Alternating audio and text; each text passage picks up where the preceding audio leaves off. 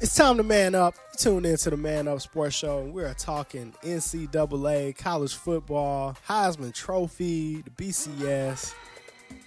Wes, does the BCS actually work? Work this year.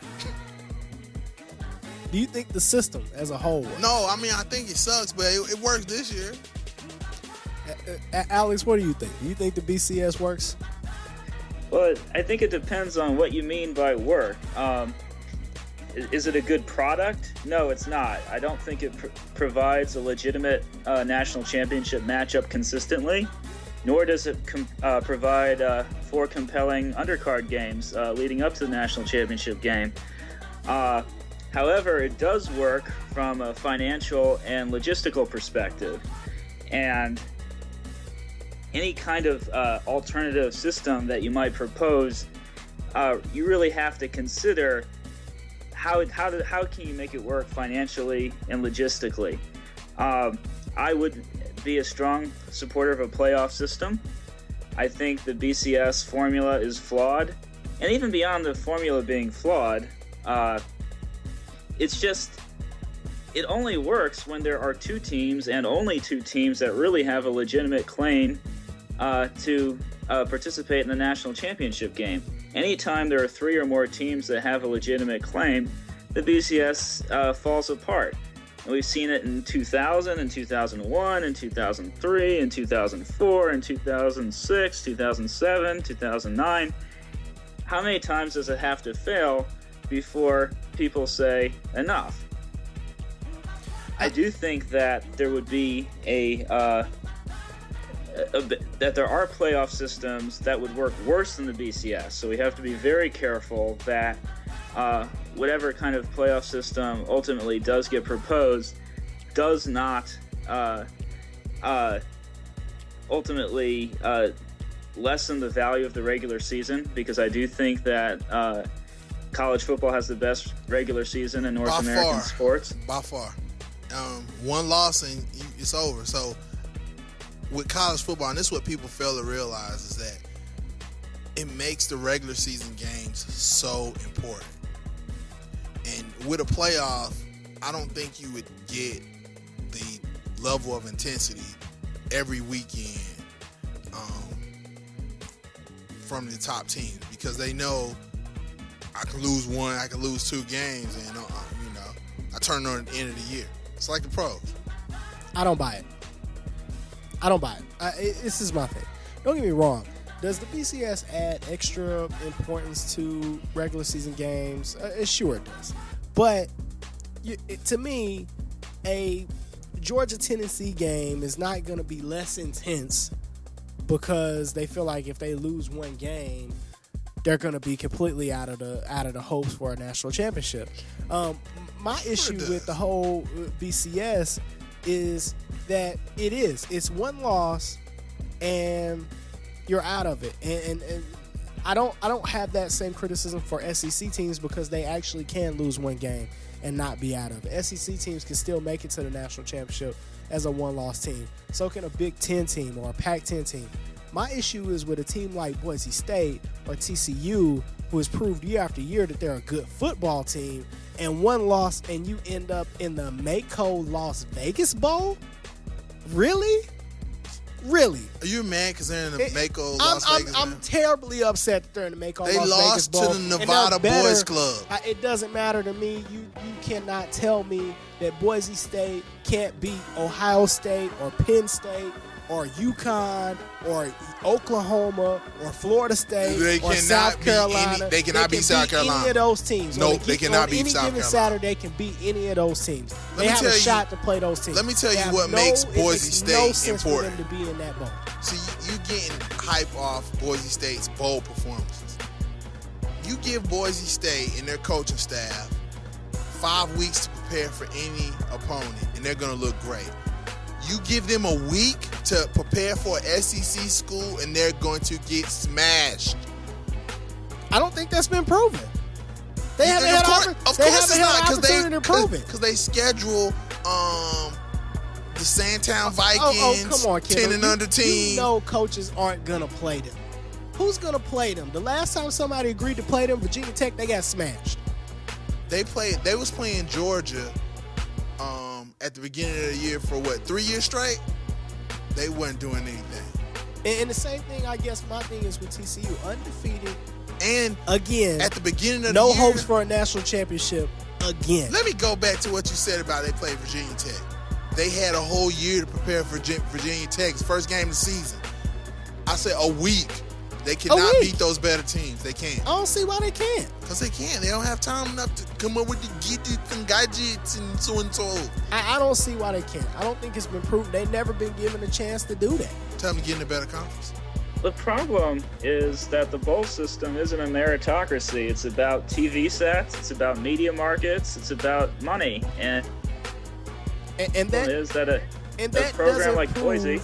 Who is the best team? That's why we watch Ohio Boise State. State is not the best team. They're in Boise. I'm not saying they're the best team, but that's why we watch Ohio State get routed in the national championship twice.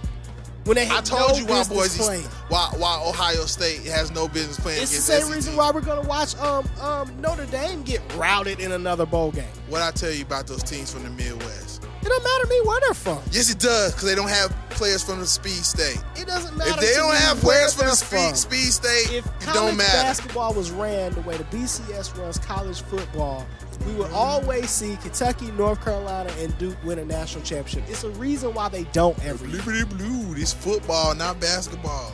And to me, that's why college basketball has a better program. College basketball is going down the same path as college football, because before you know it's going to be 98 teams in March Madness, and I'm going to stop watching it. That's just terrible. Keep it. They should have never went over 64 I don't want to teams. see 68 teams. Who cares who plays on It should have been Tuesday? 64 teams. 64. There's no reason to increase it Perfect. any higher than that. That's a perfect number. I agree with you on that. But I do believe TCU got host. That's the danger of a playoff system, is that the tendency is, once you have a playoff system, is to get more and more inclusive, because more teams equals more games equals more money. And unfortunately, the more inclusive the playoff system is, the less meaningful all of the games leading up to that playoff system become. Say it again, Pinky. Say it again. Say that again for your man. I don't believe it. I still think that those teams will still play hard. It's still going to be intense games because you want to beat a good team. No, they don't. Since when do you want to go in and play against another good team and get smashed? I think what you'll see are more instances like what we see at the end of the NFL season. Yes. Where a team's playoff position is set in stone. So and they Cam start Newton sitting doesn't key play. players. They play Muhammad Jenkins from Phoenix City, Alabama. Give him a chance. It don't matter. We already know what seed we are in the playoff. I don't want to see that. I don't want to see people sit people either, but I don't Well, necessarily why wouldn't think you that if you already have your seed I don't set? think that it just because you have a playoff system, if you go to a playoff system, that's automatically going to happen. It's going to happen. I just don't see it. I don't think it will automatically happen, but I think that you need to fight the tendency to become progressively more inclusive. I personally would favor a 6-team, 3-round playoff that's maybe in the format of the NFL conference format, where you've got the top 2 teams get a first-round bye, and maybe the higher seeded teams have a game that's closer to the campus of their school. That way, first of all, it's exclusive enough that a loss can still eliminate you from contention, and that there's still additional incentive to play and get as high a seed as possible late in the season. But see, it's another side of that. If you have a playoff system, what is the beneficial factor of playing tough out-of-conference games? I don't think big schools are playing tough out-of-conference schedules right now. They do play They big look at the games. strength of schedule. Miami play between- Ohio State. They look at, and Ohio State is a perfect example. They had a 64 strength of schedule. Boise State had a 62. obviously being in the Big Ten really didn't help them that much, and they didn't schedule because tough out-of-conference games enough to pick up the slack. Yeah, that's true. So I don't if teams would schedule tough out-of-conference schedules and people were playing against each other, I would be all for it. But the fact is, I see too many big schools scheduling middle of nowhere state early in the year and beating up on small teams and saying, oh, well, we playing a tough conference and hoping to ride that out. I just don't feel like we're always seeing the best teams go against each other. You never get a chance to really see the small school come out of nowhere and upset, which is forcing TCU to join the Big East, which I don't think makes any sense at all. Why not? It certainly doesn't make sense for their non-revenue sports. Yeah. It makes sense for football, and so they sending can their recruit in women's basketball, and that's it. team all up the Northeast. Now, they're in the Mountain West already, so logistically it's kind of a nightmare as it is, so maybe it's not worse, but certainly it is something to think about as far as just the travel costs and missing classes, and when you're a school from Dallas Did you say going up missing to classes? Connecticut. Alex, did you say missing classes? You know they don't care about missing classes. I'll be the idealist here. I know no one cares. So, guys, we're going to wrap up the show, but before we go, I'm going to go around the horn real quick, and we're going to pick the winner of the national championship game and our home cooking game. Each of you guys have a favorite school. I'm going to allow you to pick your school win its bowl game. Big West, you up first. Going with Auburn over Oregon.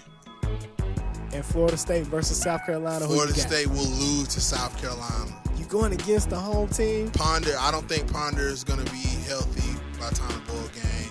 And if he is, he's going to be rusty.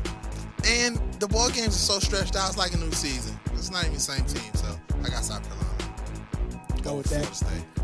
Alex, your turn. Auburn, Oregon. Who you got? I think it's easier to stop Michael James than it is going to be to stop Cam Newton. Yes, sir. So I got to go with Auburn over Oregon. Since my school, embarrassingly enough, isn't in a bowl game this year, I got to call UConn, Oklahoma. Since I'm a Texas alum who lives 20 minutes from UConn, I have a passionate hatred of Oklahoma, and I'm inclined to root for the local program. Despite that, I cannot pick UConn to upset Oklahoma.